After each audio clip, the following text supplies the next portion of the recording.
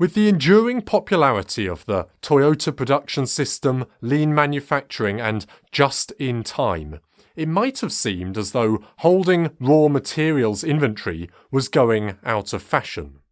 But in this video, we're going to talk about all the reasons why we do need to be keeping raw materials inventory. Hi there, I'm Laurence Gartside, Management Consultant and Trainer in Business Operations, helping you and your team to level up your business operations fundamentals. Raw materials refers to a type of inventory that we buy into our operations. It doesn't just have to be quarried stone or coal, but it could also be complex bought-in components like microchips. Whatever it is that you buy in from an external entity into your operations.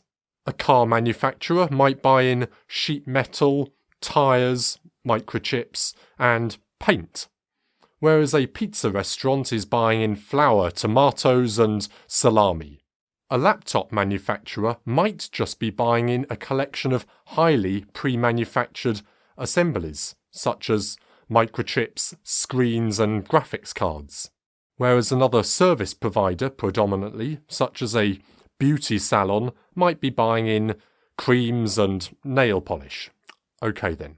Well, the first reason why we might need to be keeping raw materials inventory is as safety stock.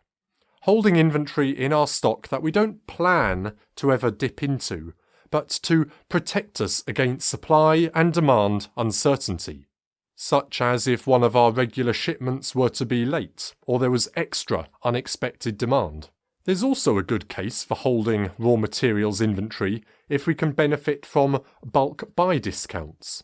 I'm the first one to profess all of the often underappreciated costs of having inventory, but in the real world you can get deals by buying more, and therefore having more than you need right now can make sense.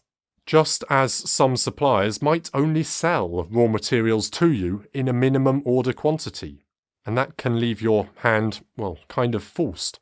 My next reason is again kind of economical. It could be to proactively exploit price fluctuations. Especially things like commodities can be going up and down in price all the time.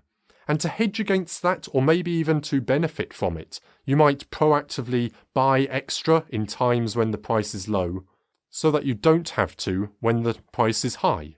Now yes, if you're a really, really big company, you might be buying futures in the commodities in your raw materials, but that's a whole other type of finance. Taking our financial nous just a little bit further, and we could use our excess stock in times when prices are high and do some active commodity trading, benefit from being able to buy low and sell high.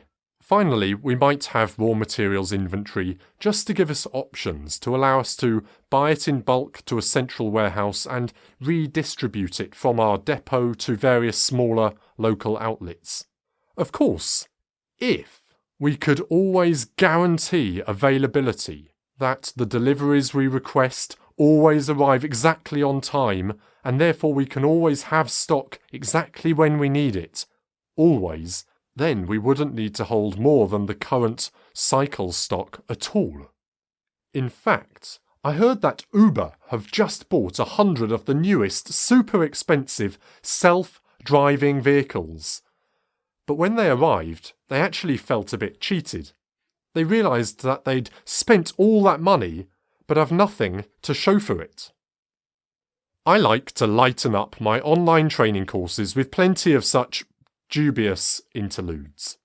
I teach a range of topics in business operations management to companies, teams, and dedicated individuals. One of my most popular is a 3-hour Introduction to Inventory Management, a video course to give you and your team a solid grounding on all the fundamentals.